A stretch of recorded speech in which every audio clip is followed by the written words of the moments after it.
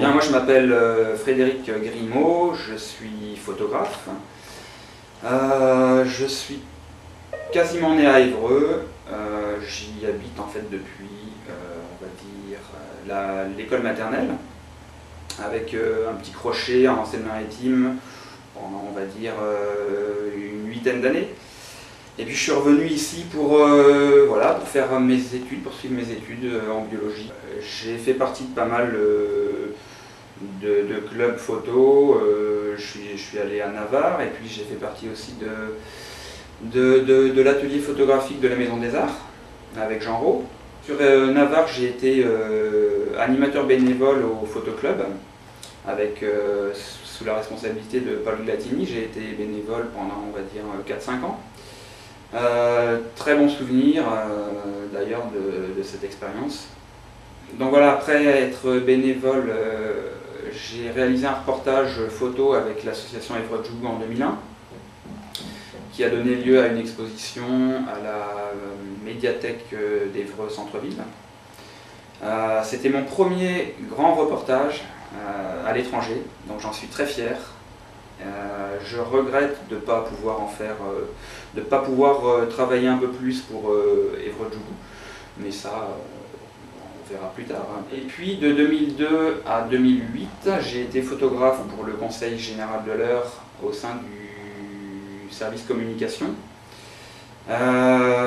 J'étais très fier de travailler pour un territoire, de vraiment être acteur et témoin de la vie d'un territoire, en termes d'image, en termes de représentation photographique de la population, des événements, des divers thèmes que le Conseil général s'occupe, prend en charge, notamment les routes, les collèges.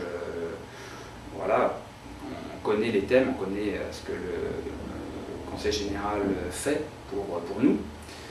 Et puis j'ai réalisé pas mal d'expos sur Évreux, dans des bars comme le Matahari, au Conseil général. J'ai fait un travail avec l'Aglo il y a quelques années, là, il y a 2 ans, sur Nétreville, sur le quartier de Nétreville, exposition qui est actuellement à la bibliothèque de Nétreville, sur une mémoire du quartier, sur ce que sont les gens, voilà, des portraits de famille, des portraits d'habitants chez les gens. Travail que j'ai fait, on va dire, sur un mois et demi, qui a donné lieu à une quinzaine de portraits et puis une vingtaine de photographies du quartier.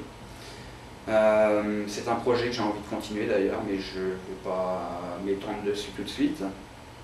J'ai réalisé des travaux avec une association qui s'occupe de personnes handicapées aussi sur Évreux.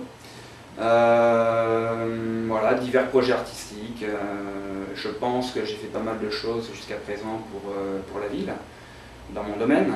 Navarre, c'est un territoire sur lequel je suis très sensible parce que j'y habitais en fait dans les années 80. Mon papa a travaillé au CHS. Donc j'ai de très bons souvenirs de cette époque. On allait pêcher avec mon papa dans l'Iton, dans le CHS. On rencontrait le sourd-muet qui travaillait au moulin. Donc voilà, c'est d'excellents souvenirs. Donc Navarre, voilà, c'est un territoire qui m'intéresse beaucoup. Je m'inquiète aussi de son devenir effectivement environnemental, au niveau du patrimoine environnemental et du patrimoine bâti. Parce qu'effectivement les usines de Navarre sont... Je pense que c'est un lieu je pense que c'est des bâtiments qui peuvent être classés à l'heure actuelle. Donc il ne faut pas du tout que ce soit démoli en fait. Voilà. Il faut que ce bâtiment ait une place à part entière. Il faut s'interroger sur ce qu'on va en faire. C'est très important à la fois pour la population et puis de l'Eure, d'Évreux et de l'Eure, mais aussi des départements voisins. Je pense qu'il y a un potentiel national aussi avec ce lieu, avec ces usines de Navarre. Je suis aussi musicien, donc voilà, j'ai repris un groupe là, il y a 6 mois, donc c'est aussi pour cette raison que usine de Navarre m'intéresse et intéresse aussi d'autres musiciens, je pense. Indépendamment de la SMAC, parce que ça va être deux projets vraiment complémentaires. De toute façon, le but, c'est pas de se marcher les uns sur les autres, parce qu'on va pas y arriver sinon. Il faut voir au-delà, il faut voir les intérêts des uns et des autres, mais pas uniquement nos intérêts. À l'heure actuelle, dans une société très individualiste, très technologique, à la pointe, moi je regrette, qu'il n'y ait pas de lieu de vie, tout simplement pour se rassembler, pour se rencontrer. Moi, c'est vrai que les usines de Navarre, je ne vois pas pourquoi ça ne pourrait pas être un centre pluriculturel.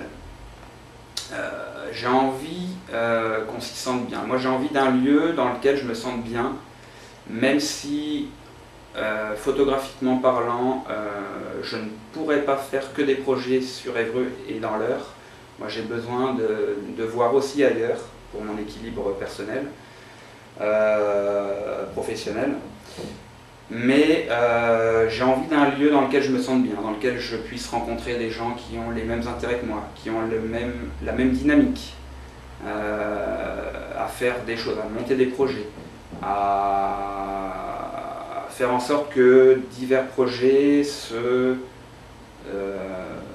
fusionnent, s'entremêlent. Je ne vois pas pourquoi on ne pourrait pas passer de la photographie à la danse, de la danse au slam, du slam à du théâtre de rue, du théâtre de rue à la peinture, enfin bon bref, tout peut être lié je pense, et ça peut être lié aussi, ça peut être travaillé avec des projets éducatifs, avec des enfants, avec la population, enfin, voilà, il y a énormément de choses à faire, ça c'est clair. On pourrait même y venir se promener en famille, il pourrait y avoir des aires de jeux qui pourraient être spécialement conçu pour les enfants. Enfin, je sais pas, il y a pas mal de choses à faire. C'est pas, voilà, il y a plein d'idées.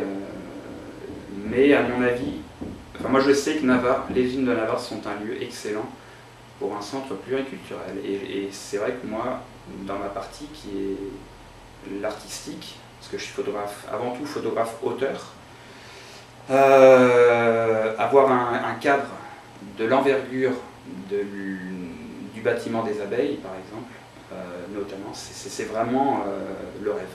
Voilà. Si on prend l'exemple de la ville de Louviers, qui est une ville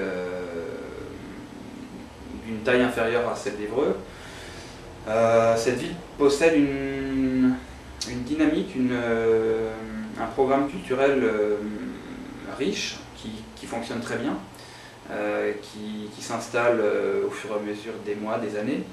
Je pense qu'il n'est pas nécessaire d'être une grande ville pour faire des choses.